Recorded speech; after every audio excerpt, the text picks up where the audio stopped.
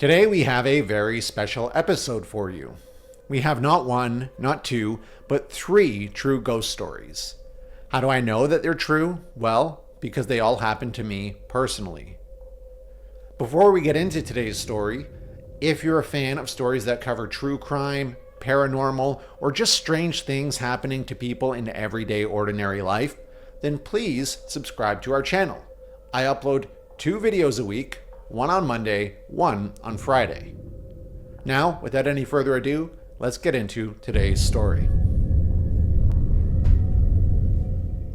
The first story of today takes place in the year about 2004. I was living in a place called Pickering, Ontario. For those of you that don't know, Ontario is a province in Canada, the biggest province in Canada, and Pickering is, now you could call it a suburb of Toronto, which is the capital of Ontario. Toronto's a big city, population of probably about 4 million people, and over time, the population of Toronto has just slowly creeped into Pickering and beyond. So Pickering used to be a rural community. When I grew up, I was born in 1990. When I grew up there, it was kind of in between. So what I mean by that is there was lots of farms around, lots of open fields, forested areas. And over the past 20 to 30 years, that has changed drastically. The Pickering I knew is no longer there. Instead, it's a city now overrun by skyscrapers, condominiums, things like that. Now, in the 90s and early 2000s, like I said, Pickering was kind of in transition, right? So where I went to school, Valley Farm Public School, we were named Valley Farm because there was a valley with lots of farms in it. Some of the notable farms, which our school was even named after, was Conacher Farm, Ross Farm, Palmer Farm, and Clarendon Farm. These were all the different colors and they represented the different teams within our school. Anyways, I graduated, me and all my friends, we went to a school then, high school, called Pine Ridge Secondary School. Pine Ridge Secondary School, we had to walk through a forest to get there. So we didn't have to, but I mean, otherwise the walk would have taken probably, 3 to 4 times as long. Plus, you're a teenager, it's fun. You could take a shortcut, you could cross the river.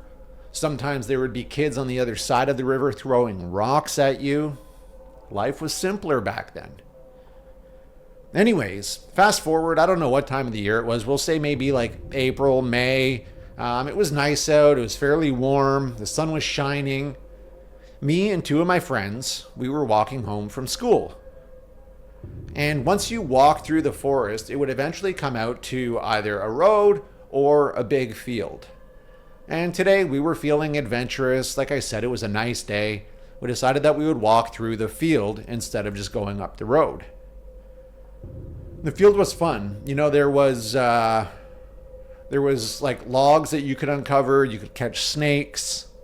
And there was also big concrete forms, leftovers from old farms. Because like I said, Pickering used to be a rural farming community. So anyways, we're walking, having some fun, just being kids. And for some reason, we decided that we were going to go off the trail today, back into the woods. Just exploring, that's what kids do. And I remember we saw, in the middle of the woods, with no paths around, no trails, was an old log cabin. I remember it looked like it was probably about a 3-bedroom cabin, not big, but just enough for 2 to 3 people to sleep comfortably, and also a central area where they would have prepared their food. Now, we were kids. I couldn't tell you much beyond that about this cabin other than it was probably only about 40 to 50% standing, meaning that like we were missing logs from the roof. Doors were off. There was not really anything left there. It was like a frame with a few walls, and to a teenager, or a group of teenagers in this case, we're thinking jackpot, right? This is like, we're going to fix this. this is going to be a really cool spot that we can come and hang out, after school. So the first thing that we decided was, well, we can't fix it without any tools. We need to get some tools.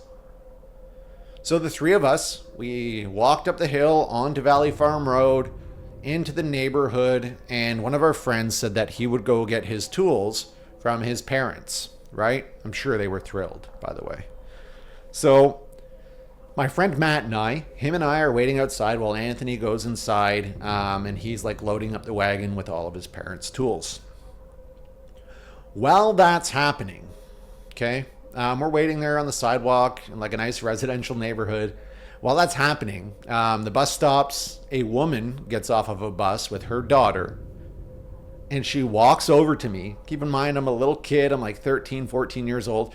She walks up to me, grabs me by the shoulder, and she says in this crazy voice, staring dead into my eyes, "Do you know me?" I'm not even kidding, okay?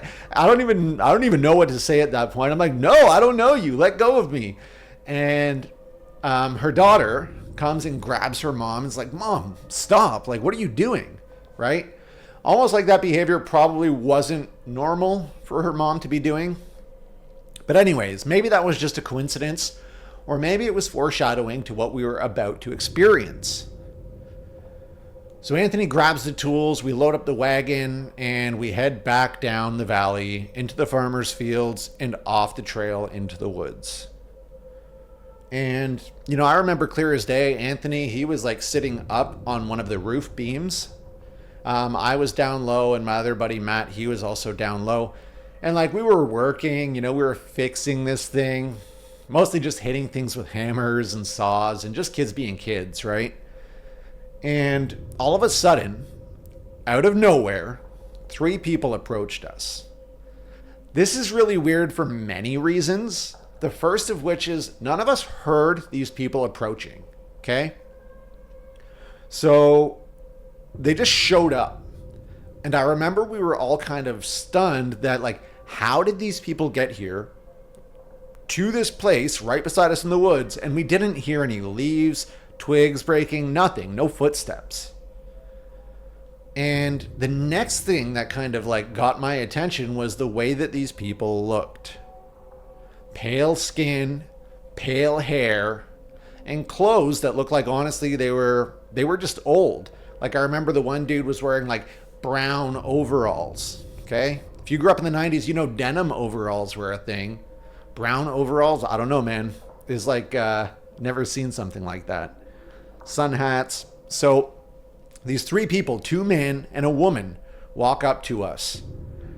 And we stop what we're doing. The forest goes like deadly quiet at this point. And they're like, "What are you doing?" And I was the talker of the group. I said, "Hey, we're just here. We saw this cabin. We're here to fix it up. We thought it would be like a cool place to hang out." And then they proceeded to tell us that they built the cabin. They were the original builders of the cabin. And I remember maybe exchanging like a few more questions with them, talking with them. And then just as quickly as they appeared, they disappeared as they walked back into the woods without a sound.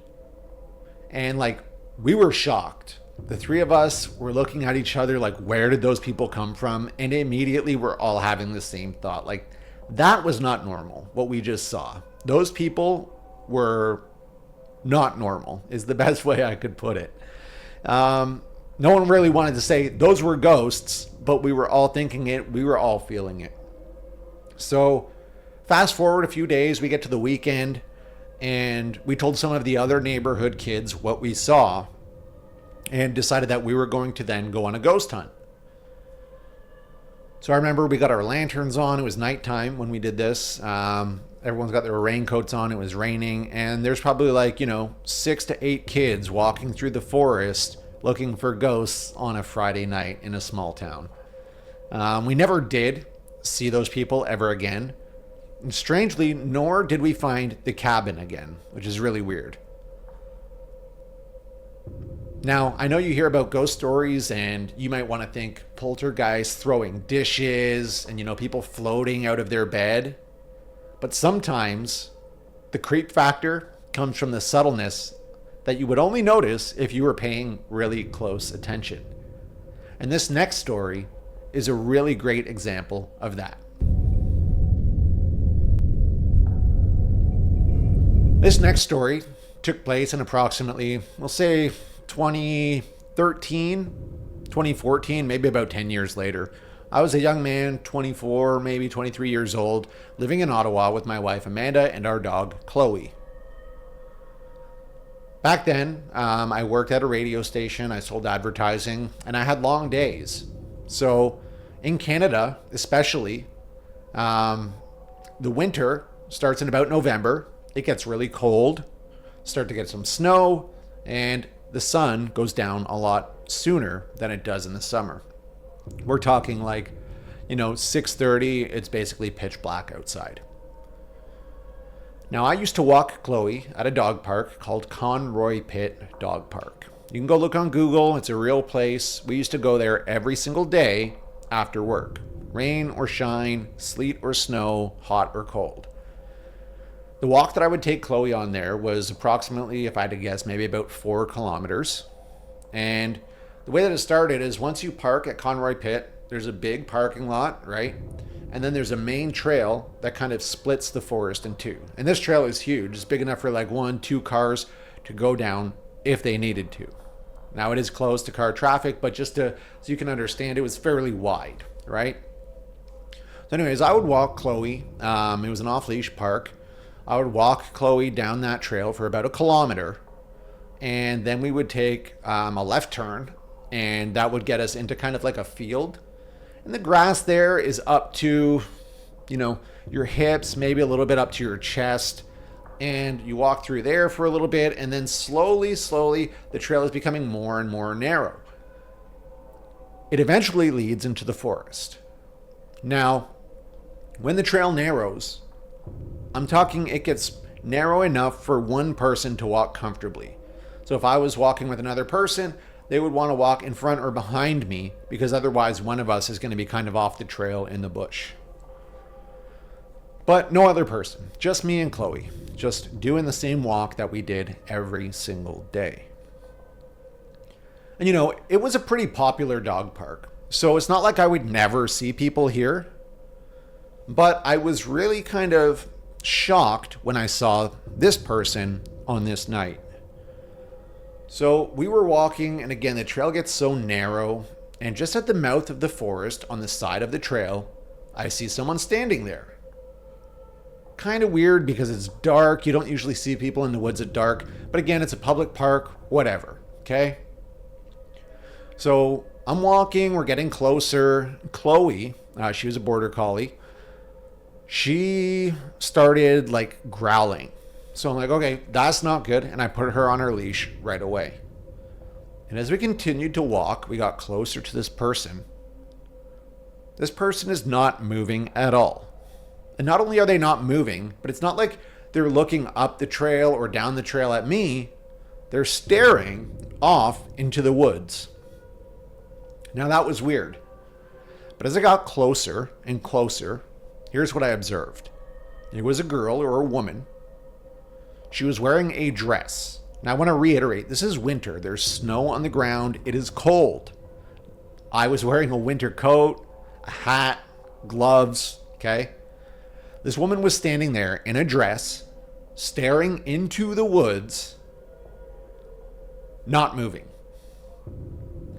As I got closer, I could see she was almost glowing. Okay, like a faint glow. As I got closer, I'm starting to get more and more creeped out. Chloe is growling. She's not liking what's happening. And ultimately, I have to pass this woman on the trail. Now, when I pass her, she's within inches of me because that's how narrow the trail is. So naturally, it's weird. It's weird. I look over, I apologize for just encroaching on her space. And not only did she not acknowledge my apology or me, She just continued staring blankly into the woods. I walked by. I never saw that woman again. And you better believe that I walked much faster than I might have normally to get back to the car that night. And you might be wondering, that's not a ghost. Maybe it's not, okay? Maybe it's not. I don't know. But what I can tell you is that it makes no sense for anybody to be out in a Canadian winter in a dress in the middle of the woods at night, staring off blankly into nothing. It creeped me out, and if it wasn't a ghost, then it was some... I just don't know what else it could be, honestly. So you let me know in the comments if you have a better explanation.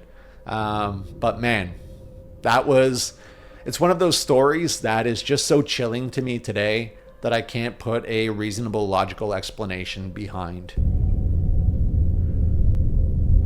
The final story for today's video actually takes place in Ottawa as well, and around the same time as the last story, so we're going to say around 2013 or 2014. This would have been in October. Amanda, my wife, and I, we decided that we were going to do the Haunted Walk tour offered by Tourism Ottawa, which started in, one of Ottawa's historic districts and ended at the Ottawa Jail Hostel. Now, for those of you who don't know, the Ottawa Jail Hostel is a hostel that was previously used as a jail back in the early 1900s. And this wasn't just any jail. This was a jail where they put really bad people. Now, they didn't just put bad people there. They would have killers and rapists jailed with people who couldn't pay their debt. And, in some cases, pregnant mothers even. There was a lot of cases of children being born in this jail. Also, it is the last working gallows in Canada. Thomas Darcy McGee was hung there in the courtyard for everybody to watch. They used to go and watch, kind of like a spectator sport, when they used to execute people here in Canada. And if you don't know, now you know. So the tour was great. I really do remember the gallows were very creepy. And specifically, once you got up to the third floor, which was the top floor of the jail, they kind of left that as is. This was one of the areas that remained untouched. And you have to picture little windows, no bigger than my head. Little windows with iron bars through them and no glass. And for those of you who don't know, Ottawa is often one of the coldest places in Canada during the winter. I personally experienced temperatures there as low with the wind as minus 50 degrees Celsius. The kind where your car won't start, and the kind where if you go outside uncovered, you're going to get frostbite very quickly. So prisoners would die up there because these frigid temperatures would be allowed into the jail. The rain, the snow, everything's coming in. And these prisoners would have been in cells that were honestly just big enough for a mattress. I'd say 2.5 feet wide, maybe 3 feet wide, and about 6 feet long. Archways, nothing else, just bare. So if anywhere in Canada is going to be haunted, it's this place. Now, we didn't really see any ghosts on the tour or anything. But at the end of the tour, they had a promotion where you spin the wheel. And you spin the wheel, you win a prize. I won a chocolate bar. Amanda, my wife, spun the wheel, and she got the prize that I was really hoping to win, which was 1 minute inside the real solitary confinement cell. So again, this is a real jail where real killers stayed and real people died. Okay? And this is their solitary confinement. I remember it was a big steel door and a concrete bunker, basically, probably about 6 feet wide and maybe about 8 to 10 feet back. Although the ceiling was sloping down, so the back was basically uninhabitable, right? It went all the way down to the ground. Now, I really wanted to go in there. Amanda, she did not want to go in there. So we compromised. We went in together.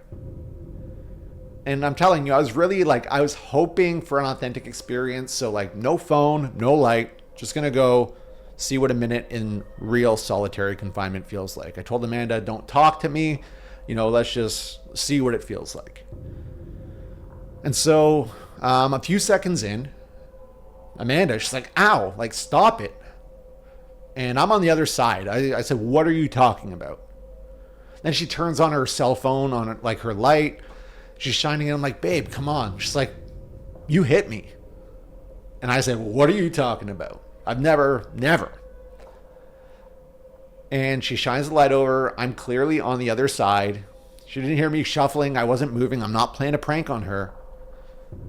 But she looked at me and she said, something, you just punched my arm. I said, babe, I never. And she was convinced that it was me who punched her arm. And I told her, I promised it was not me. And so Amanda ended up keeping the light on for the rest of our time in the solitary confinement.